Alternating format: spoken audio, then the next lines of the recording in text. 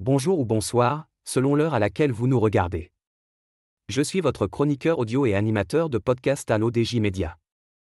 Aujourd'hui, je vous lis fidèlement la chronique de Mamouna Sharki, Gaza, où l'eau devient la dernière frontière de la survie, entre réseaux détruits, salinisation et accès humanitaire entravé.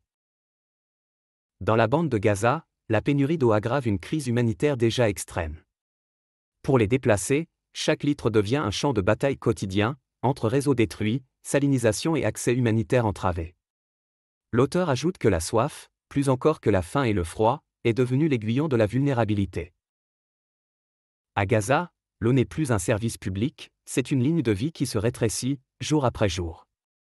Les déplacements massifs, les destructions d'infrastructures et les coupures d'énergie ont fait basculer des centaines de milliers de personnes dans une précarité hydrique aiguë.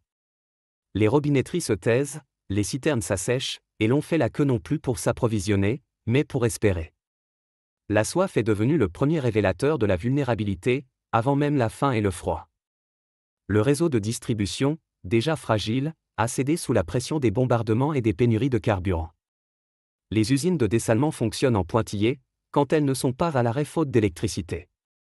L'aquifère côtier, surexploité et infiltré par l'eau de mer, livre une eau salée et parfois contaminée. Dans les abris improvisés, les familles rationnent, boire un peu, se laver rarement, renoncer à l'hygiène de base. Le risque épidémique grandit, silencieux, dans chaque jerrycan partagé. L'auteur pense que l'aide humanitaire reste vitale, mais qu'elle bute sur des passages incertains et une logistique lourde. Les convois humanitaires acheminent des bouteilles, des réservoirs souples, des pastilles de chloration. Mais l'accès fluctue, soumis à des autorisations, des contrôles, des couloirs incertains. Chaque retard pèse lourd, car l'eau ne se stocke pas à l'infini et sa distribution requiert une logistique complexe. Les ONG plaident pour des garanties de passage, la protection des sites de pompage et la remise en service minimale des réseaux. Priorité aux enfants, aux personnes âgées, aux malades, l'équité se mesure ici à la goutte près. L'auteur souligne que l'ingéniosité locale existe, mais qu'elle ne peut pallier un effondrement structurel.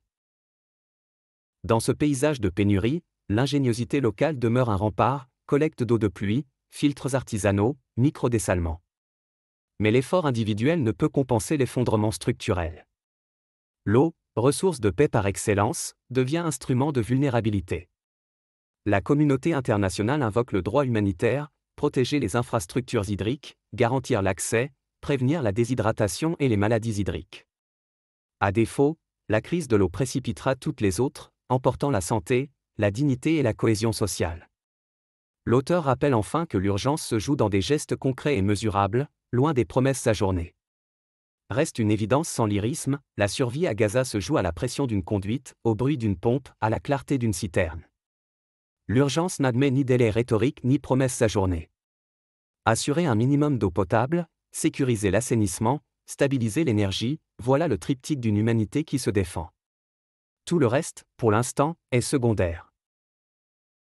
Merci pour votre écoute. J'ai fait le maximum pour respecter à la lettre les propos de Mamouna Sharki, lus fidèlement sans en modifier un seul mot. On se retrouve très bientôt pour une nouvelle chronique sur l'ODJ Média, même exigence, même clarté.